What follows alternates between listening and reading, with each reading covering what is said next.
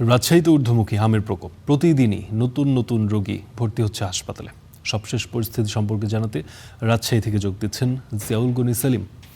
সেলিম, সকালবেলাও আপনি সে সম্পর্কে জানাচ্ছিলেন, আবারও আসলে জানতে চাই গত 24 ঘন্টায় রোগী আসলে কেমন ভর্তি হয়েছেন, হামের উপসর্গ নিয়ে কেমন রোগীরা আসছেন, এবং এই পরিস্থিতি সামাল দেওয়ার জন্য যে সক্ষমতা দরকার সেটি আসলে রাজশাহীতে কী পরিমাণে মজুদ আছে।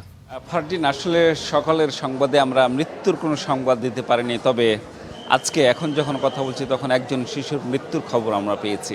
হাসপাতাল কর্তৃপক্ষ একটু আগে জানিয়েছে যে হামের উপসর্গ নিয়ে শিশু ভর্তি ছিল এই মেডিকেল কলেজ হাসপাতালে, সে মারা গেছে। এই নিয়ে চলতি মৌসুমে এই হাসপাতালে 51 জন শিশুর মৃত্যু হলো।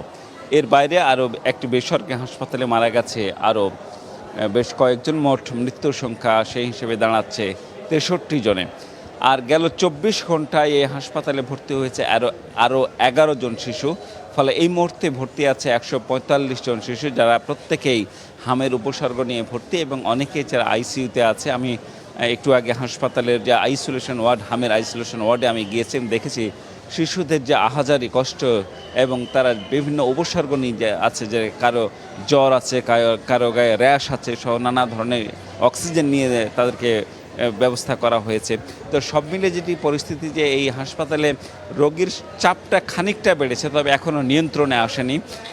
চিকিৎসকরা বলছেন যে আগে যে হাসপাতালে অক্সিজেন সরবরাহ ব্যবস্থা ছিল তার একটা সংকট ছিল, এখন সে সংকট কিছুটা কাটিয়ে উঠে গেছে, ফলে পরিস্থিতি খানিকটা নিয়ন্ত্রণে, এই তথ্য দিচ্ছেন। এর বাইরে রাজশাহীতে আগামী 20 এপ্রিল থেকে সিটি কর্পোরেশনের উদ্যোগে এক গণহারে টিকা কর্মসূচি শুরু হবে, অর্থাৎ 54,000 শিশুকে এই হামের টিকা দেওয়ার যে প্রস্তুতি নেওয়া হয়েছে, এবং তারই একটি প্রস্তুতি চলছে। এর বাইরে আপনি জানেন যে স্বাস্থ্য মন্ত্রণালয়ের স্বাস্থ্য অধিদপ্তরের উদ্যোগে সারা দেশে যে টিকা কার্যক্রম চলছে সেটিও কিন্তু আসলে ঠিকঠাক মতো সব এলাকাতে চলছে, একদম উপজেলা পর্যায়ে সেটি ছড়িয়ে দেওয়া হয়েছে। ফলে আমি দেখেছি যে রাজশাহীতে হাসপাতালে যেসব রোগী আসছেন তার মধ্যে কুষ্টিয়া, চুয়াডাঙ্গা এবং চাঁপাইনবাবগঞ্জের রোগীর সংখ্যা এখনও বেশি। এখনও সেই উপজেলাগুলো থেকে এখনও রোগী আসছে এবং তারা ভর্তি হচ্ছেন।